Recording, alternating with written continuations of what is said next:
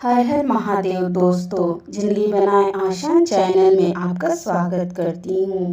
दोस्तों, आज आपके पास जो कुछ भी है वो इसलिए नहीं है कि आपकी किस्मत में इतना ही लिखा था या फिर आपकी किस्मत ही खराब है, बल्कि वो इसलिए है क्योंकि आप इतना ही डिजर्व करते हैं। दोस्तों, यह प्रकृति भी बड़ी ही न्यायप्रिय है। यह उसे उतना ही देती है जितने का वह हकदार होता है, चाहे वो ज्ञान हो या धन हो। अभी आपके पास उतना ही है जितना कि आप हकदार हैं, लेकिन अगर आपको इससे भी ज़्यादा चाहिए तो आपको उसके काबिल बनना होगा। दोस्तों, ऐसा कौन सा गुण है जो आपको काबिल बनाता है? क्या आप उस गुण के बारे में जानना चाहते हैं? अगर आप जानना चाहते हैं तो आप गौतम बुद्ध के जीवन की इस कहानी को अंत तक ध्यान से सुनिए। दोस्तों, इस कहानी को सिर्फ समझिएगा मत, बल्कि इस कहानी को अपने भीतर उतर जाने दीजिए। तो बिना समय को गंवाए चलिए कहानी की शुरुआत करते हैं। दोस्तों, एक बार गौतम बुद्ध को एक सभा में भाषण करना था और जब सभा का समय हुआ तब बुद्ध वहां आए और बिना कुछ बोले ही वहां से चले गए।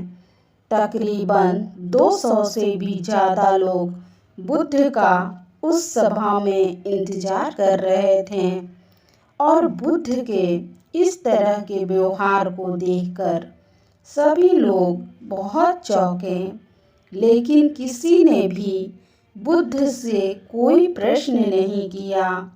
दोस्तों, अगले दिन फिर से सभा का आयोजन हुआ और दूसरे ही दिन सभा में लोगों की संख्या तकरीबन घट गई। इस बार तकरीबन 140 लोग ही सभा में बैठे हुए थे। बुद्ध सभा में आए, लेकिन इस बार भी बुद्ध ने वही किया, यानी बुद्ध इस बार भी आए और बिना कुछ बोले ही वहां से चले गए। लोग दोबारा से चौंके, लेकिन किसी ने भी बुद्ध से कोई प्रश्न नहीं किया। अगले दिन सभा का आयोजन फिर से किया गया, लेकिन इस बार सभा में लोगों की और संख्या घट गई। इस बार सभा में केवल 80 लोग ही बैठे हुए थे। बुद्ध सभा में फिर से आए और उन्होंने इधर उधर देखा और बिना कुछ बोले वहां से चले गए। इसके बाद कुछ लोग क्रोधित भी हुए, क्योंकि लोगों ने अपना काम छोड़ छोड़कर आए हुए थे, लेकिन किसी ने भी बुद्ध से कोई प्रश्न नहीं किया। अगले दिन फिर सभा का आयोजन हुआ। दोस्तों, आप लोग को जो कहानी सुन रहे हैं, आप में से कुछ लोग मन ही मन यह कह रहे होंगे, अरे कितनी बार सभा का आयोजन होगा। और आप लोगों को भी इस कहानी को सुनते वक्त इरिटेशन होना शुरू हुआ होगा। जिन जिन लोगों को भी अभी इरिटेशन होनी शुरू हो गई है, उन लोगों को तो यह कहानी बड़े ही ध्यान से सुनकर समझना चाहिए, क्योंकि यह कहानी आपके लिए ही है। अगले दिन फिर से सभा का आयोजन हुआ, लेकिन इस बार सभा की संख्या और ज़्यादा घट गई थी, यानी कि इस बार केवल 45 लोग ही बचे हुए थे। फिर उसके बाद बुद्ध सभा में आए और मुस्कुराए। फिर बुद्ध ने वैसा ही किया, यानी कि कुछ बिना बोले ही वहां से चले गए। इस बार भी लोग बहुत क्रोधित हुए और इस बार लोगों ने पीछे से कुछ कहा भी और बड़बड़ाए भी, लेकिन बुद्ध ने उनके किसी भी प्रश्न का उत्तर नहीं दिया।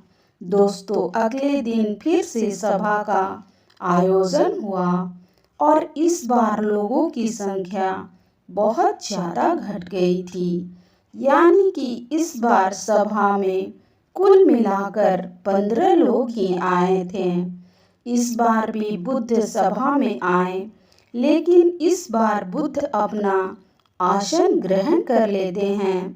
फिर बुद्ध बोले और बुद्ध ने उन 15 लोगों को उपदेश दिया और वे 15 लोग ही बुद्ध के भिक्षु बन गए और आगे चलकर उन 15 लोगों ने ही बुद्ध के ज्ञान को अलग अलग दिशाओं में फैला दिया। फिर एक दिन बुद्ध से किसी ने पूछा कि बुद्ध, आप कई दिनों तक बिना बोले ही सभा से क्यों चले जाते थे? फिर बुद्ध कहते हैं कि मैं उन लोगों की खोज कर रहा था जो लायक थे। यानी कि पहले दिन 200 से भी ज़्यादा लोग आए हुए थे। उसमें से ज़्यादातर लोग सिर्फ आए हुए थे, उन्हें मेरे उपदेश से कोई भी मतलब नहीं था। वे बस आ गए थे और उसमें से ज़्यादातर लोग सिर्फ देखने और सुनने आए हुए थे कि सभा में क्या होता है। वो मेरे काम के लोग नहीं थे, क्योंकि वे लोग मेरे ज्ञान को औरों तक नहीं पहुंचा सकते थे।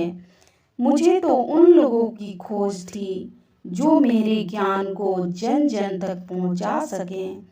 कई दिनों तक सभा से बिना बोले ही मैं इसलिए चला गया क्योंकि मैं ये देखना चाहता था कि वे कौन से लोग हैं जिनके भीतर वास्तव में प्यास है। जिन लोगों के भीतर वास्तव में प्यास होती है, वो लोग अंत तक जरूर रुकते हैं, और जो लोग बस ऐसे ही आ गए थे, वो लोग पहले या दूसरे दिन ही चले गए। जिनके भीतर धैर्य था, उन्हें मुक्ति का मार्ग भी मिला, और जो लोग जल्दीबाजी में थे, वे लोग अब घर में बैठे हुए हैं। सवाल यह नहीं है कि मैं तुम्हें क्या दे सकता हूँ, बल्कि सवाल यह है कि तुम क्या क्या ले सकते हो। तुम्हारा पात्र कितना बड़ा है और कितने के तुम हकदार हो। जितने के तुम हकदार हो, उससे ज़्यादा तुम्हें नहीं मिलेगा। फिर वह व्यक्ति बुद्ध से पूछता है कि बुद्ध लायक कैसे बने।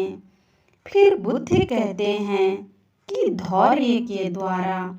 जिस व्यक्ति के अंदर धैर्य है, वह अपने जीवन में कुछ भी पा सकता है। सभा में जितने भी लोग आए हुए थे, और उसमें से अंत तक वही रुके जिसके अंदर धैर्य था। चाहे तुम्हारे जीवन में तुम्हारा लक्ष्य जो कुछ भी हो, लेकिन तुम बिना धैर्य के सफलता के चरम तक नहीं पहुंच सकते। फिर वह व्यक्ति बुद्ध से पूछता है कि कोई व्यक्ति अपने भीतर के धैर्य को कैसे बढ़ाए। बुद्ध कहते हैं कि निरंतर अभ्यास के द्वारा हम अपने भीतर के धैर्य को बढ़ा सकते हैं। जैसे कोई व्यक्ति जब ध्यान करना शुरू कर देता है, तो उसके मन उसके सामने कई सारे अड़चने लाता है, लेकिन उसका धैर्य उसे एक दिन उसके लक्ष्य तक जरूर पहुंचा देता है। फिर वह व्यक्ति बुद्ध से कहता है कि मैं समझ गया बुद्ध, मैं समझ गया। यानी मुझे धैर्य के साथ निरंतर अभ्यास करने की आवश्यकता है। दोस्तों, अब आपको समझ में आ गया होगा आपके पास वो है या नहीं तो आप पाना चाहते हो, क्योंकि आप उसके लायक नहीं हैं। आप लायक तभी बनेंगे जब आप अपने भीतर धैर्य को बढ़ाएंगे। और धैर्य कैसे बढ़ेगा? धैर्य बढ़ेगा निरंतर अभ्यास के द्वारा।